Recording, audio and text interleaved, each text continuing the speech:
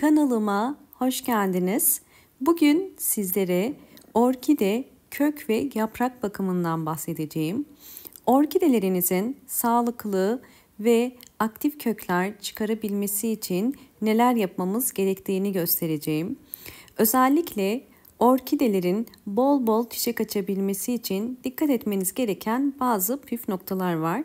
Hemen sizlere orkidelerinizde kullanabileceğiniz bir yönteme geçelim. İhtiyacım olan muz kabuğu. Muz kabuğu içerisinde bol miktarda potasyum var ve çiçeklerin en sevdiği potasyumdur. Muz kabuklarını soyduktan sonra bir tepsiye dizerek güneşte bekleteceğim. Güneşte kuruduktan sonra muz kabuklarını alacağım.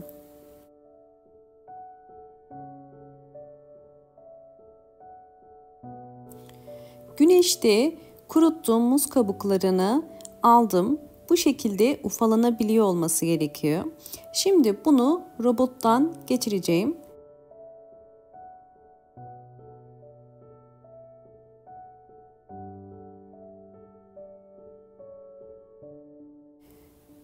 Eğer videomu buraya kadar izlediyseniz ve beğendiyseniz hemen beğen tuşuna basıp kanalıma da abone değilseniz eğer bana destek olmak için abone olabilirsiniz.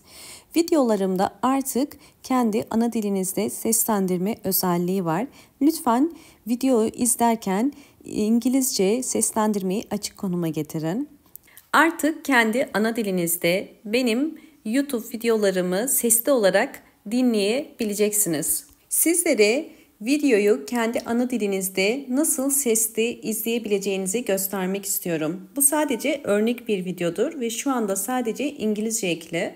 Zaman içerisinde birçok yabancı dilde seslendirme özelliğini aktif hale getireceğim.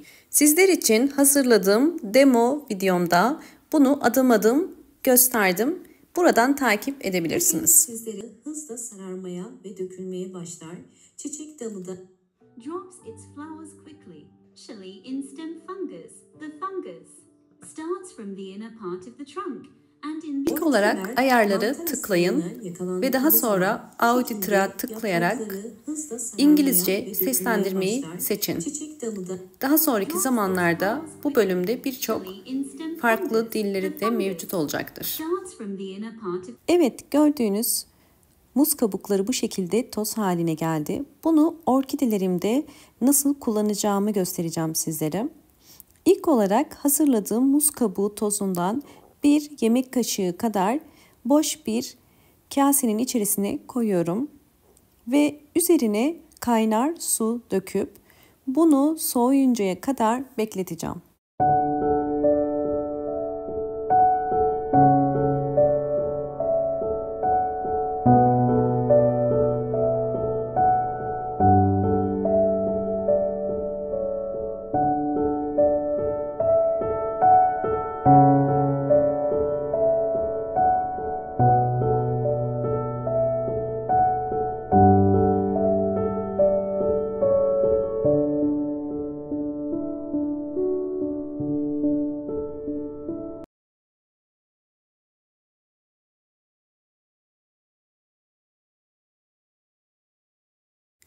Soğuyan muz kabuğu suyunu süzüyorum.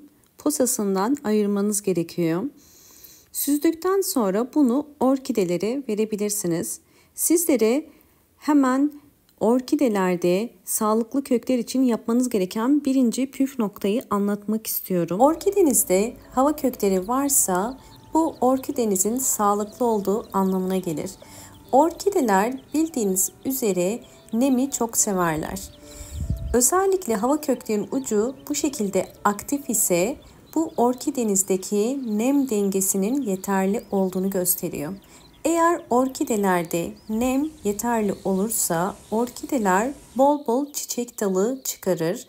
Eğer ikinci saksı kullanırsanız hem görüntü olarak orkideniz daha güzel durur hem de orkidenizin nem dengesini sağlamış olursunuz. Ve ikinci saksı kullanırken dikkat etmeniz gereken porselen ya da seramik olabilir. Fark etmez ama geniş olması gerekiyor. Yani elinizi bu şekilde içine koyduğunuz zaman muhakkak elinizin kolaylıkla içine girip çıkabilmesi gerekiyor. İkinci saksı kullandığım orkidelerimin sizlere gelişimlerini gösteriyorum.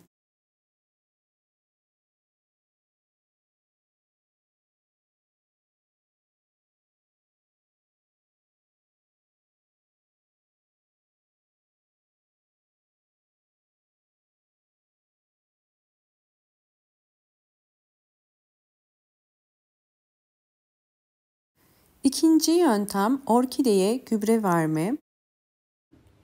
Orkideleri sulamadan önce mutlaka köklere bakın. Kökleri bu şekilde yeşil ise suya ihtiyacı yoktur ve kesinlikle su vermeyin.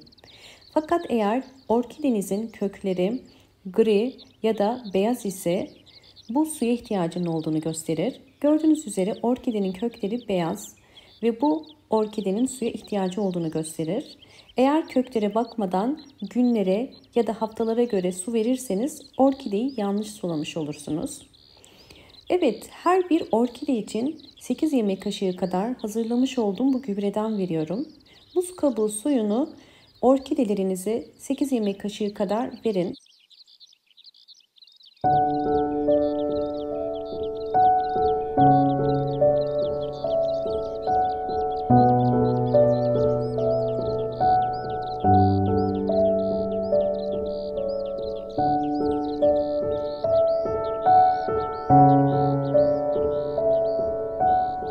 Üçüncü metot salon çiçekleri. Bu tarz gübreleri kesinlikle evdeki bütün orkidelerinize verebilirsiniz. Bu tarz salon çiçeklerinde mutlaka gübre vermeniz gerekiyor.